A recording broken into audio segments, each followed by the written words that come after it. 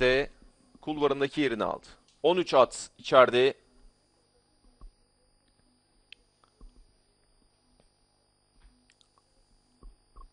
Beyaz bayrak kaldırıldı.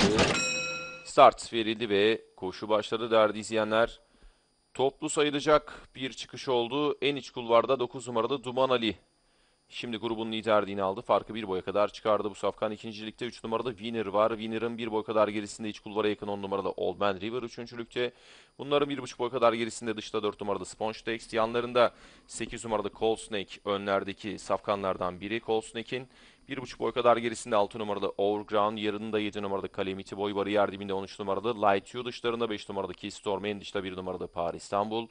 2,5 boy kadar geride 12 numarada Tülmen Ağası, bariyer dibine yakın 2 numaralı Şuruk. 3 boy kadar geride son sırada 11 numarada Cengiz Han Bey var. Bu sırayla safkanlar 1400'ü 1200'ü geçmek üzere 9 numarada Duman Ali 1200 metre start yerini de 5-6 boy farklı önde geçti. 3 numarada Winner ikincilikte. Winner'ın 1,5 boy kadar gerisinde. Üçüncülükte 1 numaralı Paris İstanbul var. Paris İstanbul'un yarım boy kadar içinde dördüncülükte 10 numaralı Old Man River.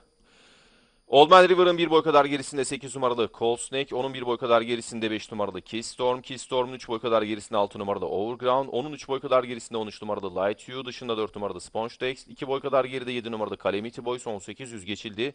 Onun bir boy kadar gerisinde 2 numarada Şuruk. 2 boy kadar geride 12 numarada Tülmen Ağası ve 11 numarada Cengiz Han Bey. Sırasıyla safkanlar son 600'ü geçmek üzere 1 numaralı Paris İstanbul ataklarını artırdı. 9 numarada Duman Ali'yi yakaladı ve liderliği 1 numarada Paris İstanbul aldı. 9 numarada Duman Ali ikincilikte, dışlarından 5 numarada Keystorm da ön grubu yakaladı.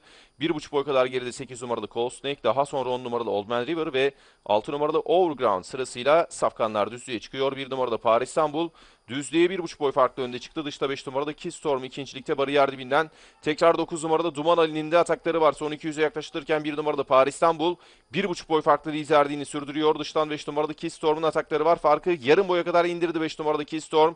1 numarada Paris İstanbul'a en ciddi rakip son 50 geçildiğinde 1,5 boy farklı 1 numarada Paris İstanbul önde. 5 numarada Keystorm ikincilikte 2 boy farklı öne çıkıyor 1 numarada Paris İstanbul. Mehmet Ali Aktürk'le koşuyu kazanıyor. 5 numarada Keystorm ikinci, üçüncülük için 8 numarada Cold Snake ve 6 numarada Overground ikilisi fotoyu birlikte geçti. Koşuyu 1 numarada Paris İstanbul. Mehmet Ali Aktürk'le kazandı 10 numarada Old Man River'la eküriydi.